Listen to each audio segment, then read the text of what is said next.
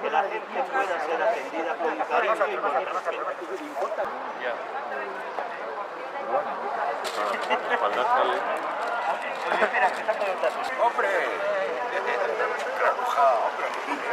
Era raro que faltaría el papel. Mira, Cari, va.